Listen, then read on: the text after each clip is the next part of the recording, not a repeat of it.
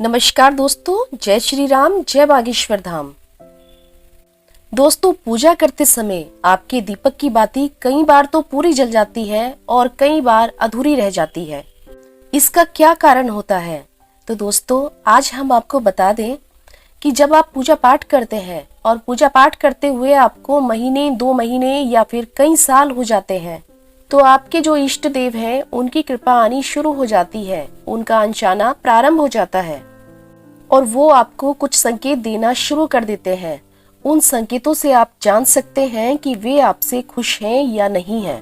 उन संकेतों से आप जान सकते हैं कि जो पूजा आप कर रहे हैं वह उन तक पहुंच रही है या नहीं पहुंच रही है, और जो पूजा आप कर रहे हैं क्या वह उनको स्वीकार है या स्वीकार नहीं है।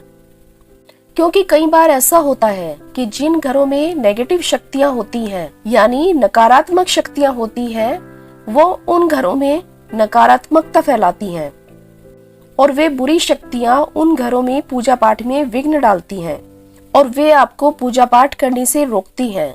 क्योंकि जिन घरों में भगवान का पूजा पाठ, नियमित भगवान की प्रार्थना होती है, वहां पर नकारात्मक शक्तियां नहीं ठहर सकती हैं।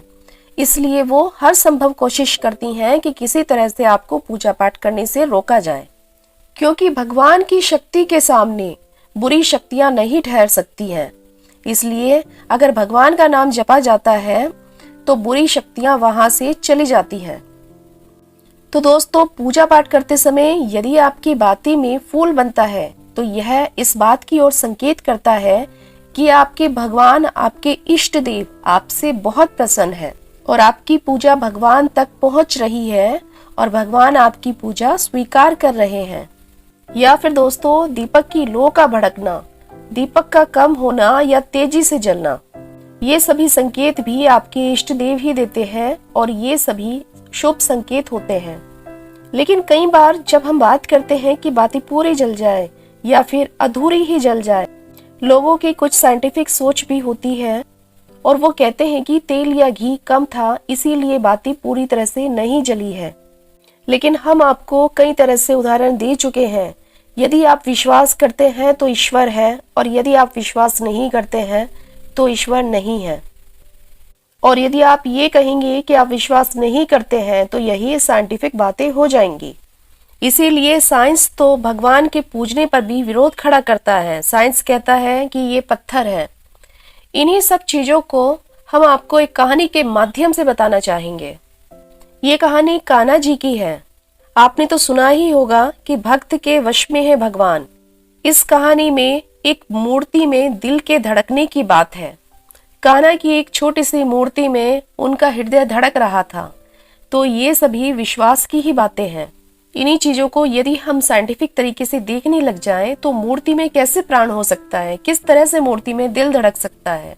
तो ये सब एक विश्वास ही है। मानो तो भगवान है और ना मानो तो पत्थर है। सब कुछ आपके विश्वास और आपकी भक्ति पर ही निर्भर करता है, जो ईश्वरीय कृपा को प्राप्त करने के लिए आपकी सहायता करता है।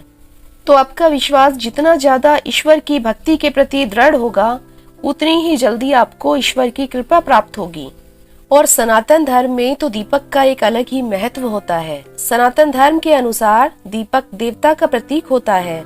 इसीलिए सभी हिंदू लोग पूजा करते समय दीपक जलाते हैं और उसी दीपक के द्वारा आपको कई इस प्रकार के उदाहरण मिलेंगे जो आपको बताएंगे कि आपके इष्ट देव की कृपा आप पर है या नहीं। दीपक की बाती का पूरा जल जाना सकारात्मकता की ओर इशारा करता है। यानी यदि दीपक की बाती पूरी तरह से जल जाती है तो आपकी पूजा पूरी तरह से भगवान ने स्वीकार कर ली है। यह इस तरफ संकेत करता है कि आपको आपके इष्ट देव की कृपा प्राप्त हो रही है। दोस्तों देखिए, भगवान हमें कृपा तो देते ही है और हमेशा उनकी कृपा हमें प्राप्त होती रहती है, पर हमें भगवान के द्वारा भेजे गए या भगवान के द्वारा दिए गए उन संकेतों को जानना होता है। अगर आप भगवान से कुछ बात करना चाहते हैं, आपके भी कुछ ऐसे प्रश्न हैं जिनका उत्तर आप भगवान से प्राप्त करना चाहते हैं, तो आप रात को सोते समय राम राम जपते हुए सो जाइए और अपने मन ही मन में अपने प्रश्नों को भी दोहराइए। इस प्रकार भगवान आपके स्वप्न में आकर आपके प्रश्नों का उत्तर दे देंगे। बहुत सारे लोगों ने इस विधि को आजमाया है और उनको उनके प्रश्नों के उत्तर भी प्राप्त हुए हैं। दोस्तों, सब कुछ आपकी श्रद्धा भावना पर ही टिका हुआ है और ये विश्वास ही तो है जो कि आपके बड़े बड़े काम मात्र एक प्रार्थना से ही हो जाते हैं। यदि आप भगवान को मानोगे तो चमत्कार होगा, आपको दिव्य अनुभूति होगी, भगवान की कृपा आपको प्राप्त होगी। यदि आप पत्थर ही मानोगे तो आपको कुछ भी अनुभव प्राप्त नहीं होगा, क्योंकि श्रीमद् भगवत गीता में और रामचरितमानस में भगवान ने स्वयं बताया है कि हरि व्यापक सर्वत्र समाना, प्रेम ते प्रगट हो ही मैं जाना, देश काल दिसी विधि सिहु माही, कहहु सो कहा जहाँ प्रभु नाही। इसका अर्थ है कि भगवान सब जगह है, सब वस्तुओं में है, कण कण में भगवान है। यानी कि भगवान हमारे सर्वत्र है, हर प्राणी में भगवान है।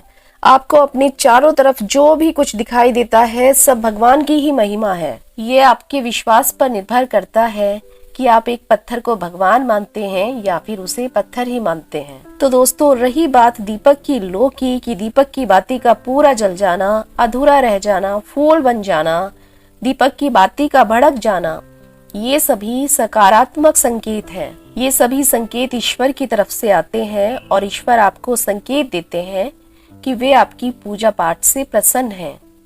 आपकी जो पूजा पाठ है वह भगवान तक पहुंच रही है। आप इसे अशुभ बिल्कुल भी ना मानिए।